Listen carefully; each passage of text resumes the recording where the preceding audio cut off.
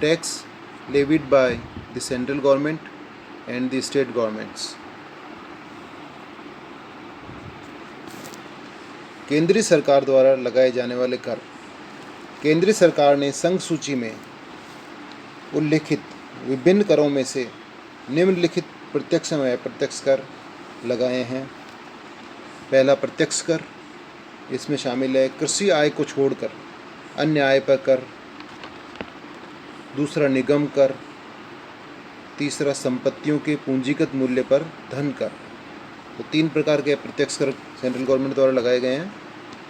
पहला कृषि आय को छोड़कर अन्य आय पर कर।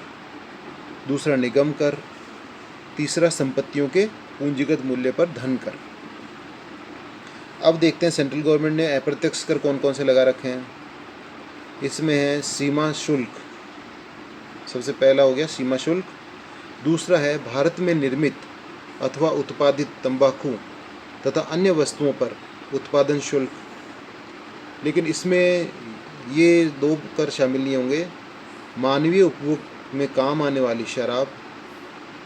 दूसरा है अफीम, भारतीय भांग तथा अन्य नशीली दवाइयों या मादक पदार्थ, इन पे कोई टैक्स लगाया गया वो इसमें शामिल नहीं होगा। तीसरा अंतर्राष्ट्रीय व्यापार एवं वाणिज्य के दौरान समाचार पत्रों को छोड़कर अन्य वस्तुओं के क्रय विक्रय पर केंद्रीय कर। चौथा है सेवाओं पर कर। तो इस प्रकार 4 प्रकार के अप्रत्यक्ष कर सेंट्रल गवर्नमेंट ने लगाए हैं। पहला सीमा शुल्क, दूसरा भारत में निर्मित अथवा उत्पादित तंबाकू या अन्य वस्तुओं के उत्पादन शुल्क। तीसरा अंतर्राष्ट्रीय व्यापार एवं वाणिज्य के दौरान समाचार पत्रों को छोड़कर अन्य वस्तुओं के क्रय विक्रय पर केंद्रीय बिक्री कर। चौथा है सेवाओं पर कर।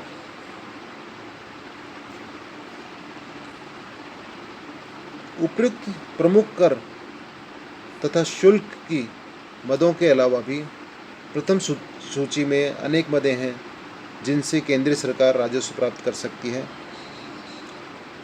केंद्रीय सरकार ने पहले कई अन्य कर एवं शुल्क लगाए थे, परंतु वे अब प्रभाव में नहीं हैं, जैसे संपदा शुल्क, एस्टेट ड्यूटी। यह कर किसी व्यक्ति की मृत्यु पर उसके द्वारा छोड़ी गई संपत्ति पर उन संपत्तियों को प्राप्त करने वालों से वसूल किया जाता था।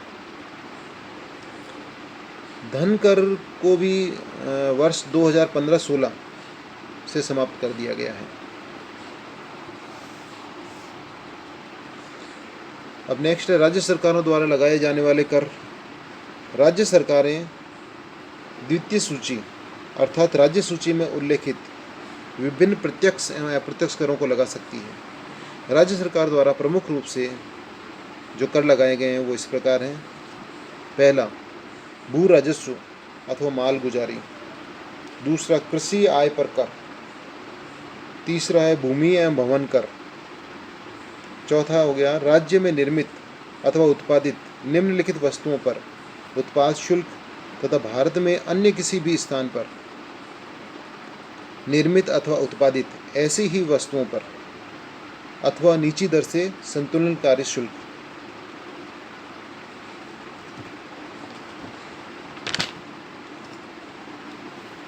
किसी स्थानीय क्षेत्र में उपभोग या उपयोग लाने या बिक्री के लिए आने वाली वस्तुओं पर प्रवेश कर। समाचार पत्रों को छोड़कर अन्य वस्तुओं के क्रय विक्रय पर कर। राज्य स्तरीय मूल्य संवर्धित कर। अनेक प्रकार के पेशों, व्यापारों, रोजगार एवं पेशों पर कर। दस्तावेजों पर स्टाम्प शुल्क की दरें, परंतु उन दस्तावेजों को छोड़कर जिनकी स्टाम्प ड्यूटी लगाने का अधिकार प्रथम सूची के अनुसार केंद्र सरकार को है, क्योंकि कुछ केंद्र सरकार कर लगाती है, तो उनको छोड़कर दस्तावेजों पर स्टाम्प शुल्क की दरें राज्य सरकार तय कर सकती है। उपयुक्त जो मदें बताई गई है वाली, उनके अलावा द्वितीय सूची में अनेक कई ऐसे मदें हैं जिन पर राज्य सरकार राजस्व प्राप्त कर सकती है।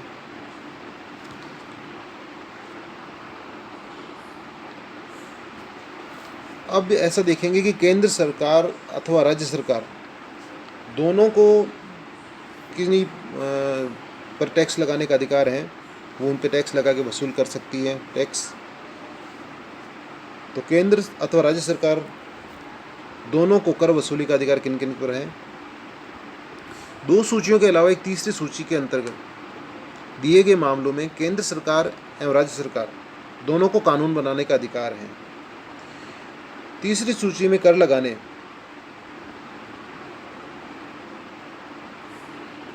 कोई राजस्व मद इसमें नहीं है, अतः आम जनता पर दोहरा करारोपण नहीं हो सकता।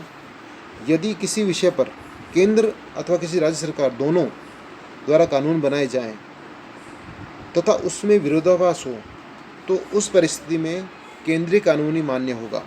मतलब कोई एक ही वस्तु पर ऐसा नहीं हो सकता कि एक ही मद के अंतर्गत राज्य सरकार और केंद्र सरकार दोनों टैक्स लगाएं। अगर ऐसा कोई बात है तो केंद्रीय सरकार का जो कानून है वही मान्य होगा।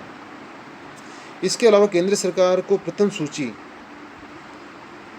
के अनुसार करारोपण का अवशिष्ट अधिकार भी है। इस अधिकार के तहत केंद्र सरकार को ऐसे किसी भी मामले में कर लगाने का अधिकार है जिनका उल्लेख सूची 2 एवं सूची 3 में नहीं हो।